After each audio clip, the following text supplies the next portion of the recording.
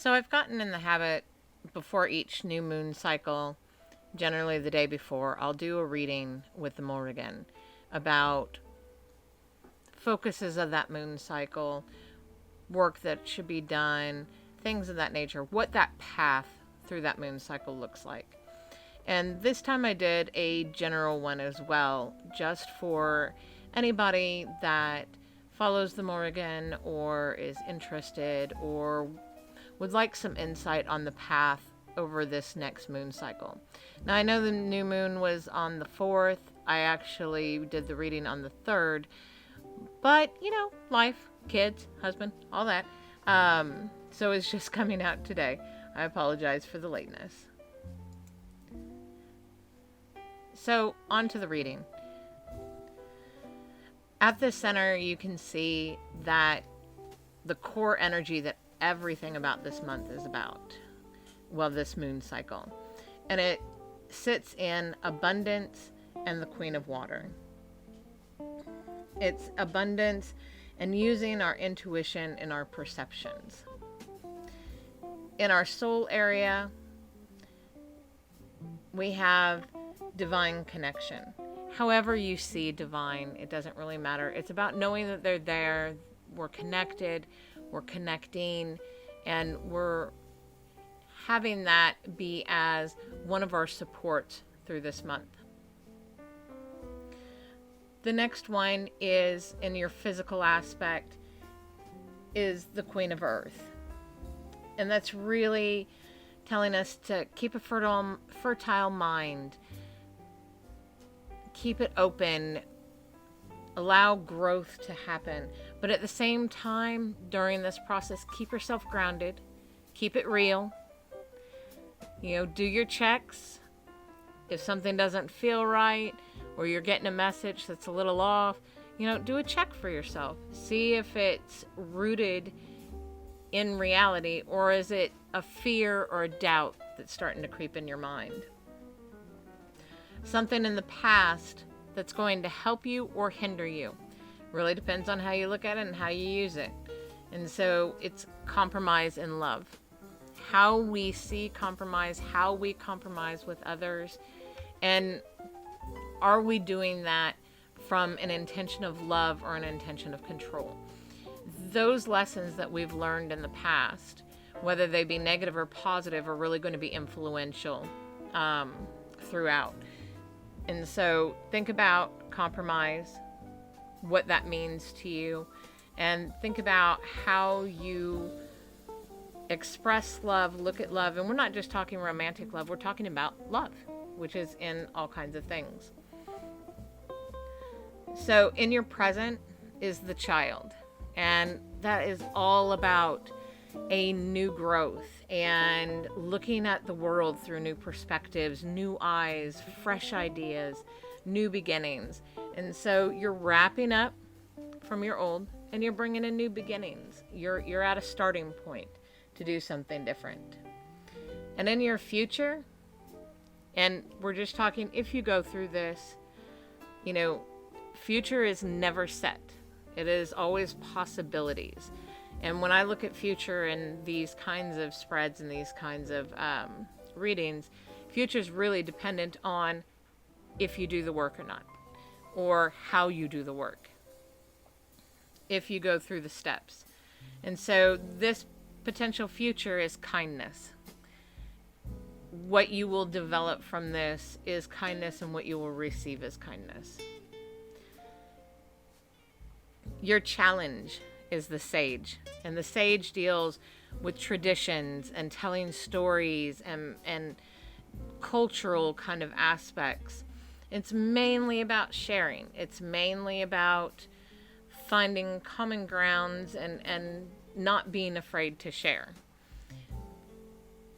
So you're going to be challenged in these ways, whether it's, in a traditions kind of a sense, and considering, this is the season of holidays, and we've got numerous different holidays from numerous different religions and backgrounds, paganism, Christianity, Judaism. So it gets a little complicated for some people. So keep that in mind. that's probably what this is if you are having difficulty in those ways. If you are not having problems with traditions, I would really say that this is speaking about sharing your stories, sharing your experiences, sharing the knowledge that you gain, sharing your perspectives. What's going to help guide you through this challenge? And that's going to be generosity and selflessness. It's really the giving card.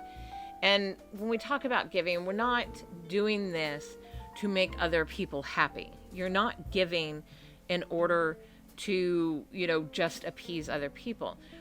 It's a type of giving that's healing for yourself. It's moving past certain things and giving in a way where you're not really expecting anything back. You're not doing it to motivate the other person to do something else. You're just doing it because you feel it's the right thing to do. And this is expressed through wisdom. And that really makes a lot of sense if you think about it, because it's your past experiences, it's your past knowledge you've gained, and how you have grown will really determine on what that selflessness looks like, what that process for you is going to look like. And your hidden aspect. This is something that lies underneath everything, and that's union. And you can look at union in any kind of way that you want to, whether it's between two people, whether it's between families, whether it's between a community, whether it's with divine and yourself, or yourself and yourself, your physical self and your spiritual self. There's all kinds of ways to look at union. Maybe it's a blending of traditions. In our household, I'm pagan and my mother-in-law is Christian.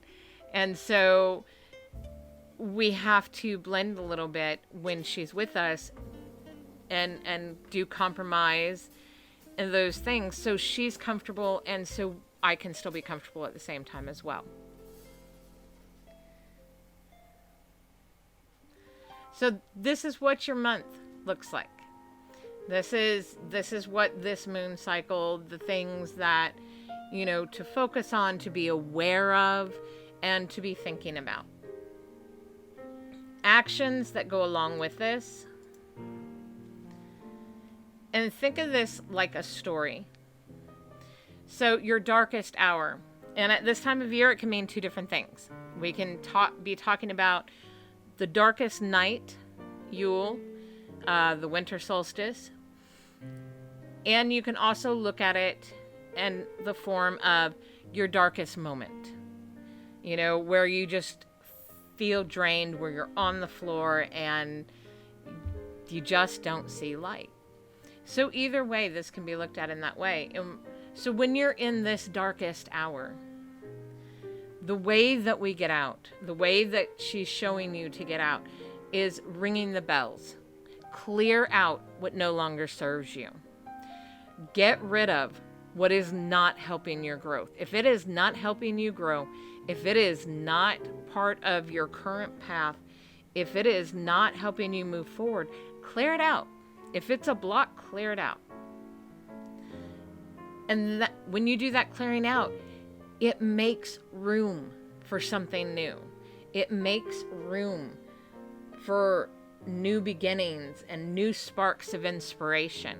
And that really kind of goes with where we are in this time of year, because you're looking at, we're wrapping up one year, one cycle, as we're moving into a new, to start something completely different, to start a new year, to start a new journey, to start a new section of our path.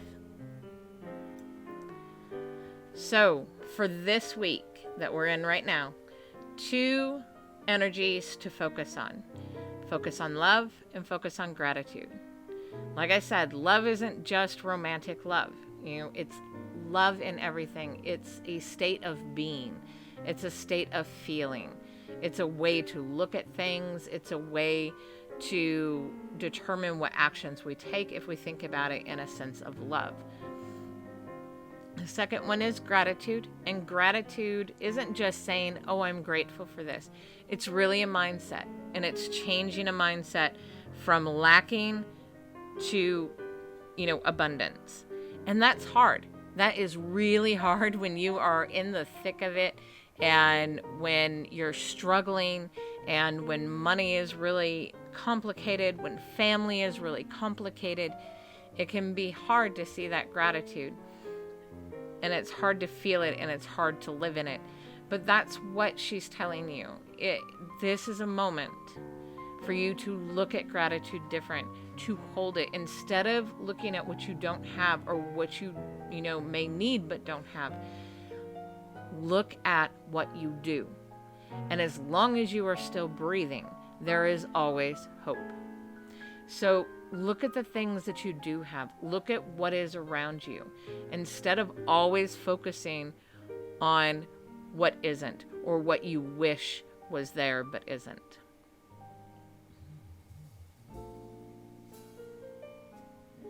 So through this new moon cycle, from new moon to the next new moon, I'm going to try every week to put up 2 new cards that will help hopefully inspire and give you more information and different perspectives, or a more in-depth view on what you should be focusing on that particular week.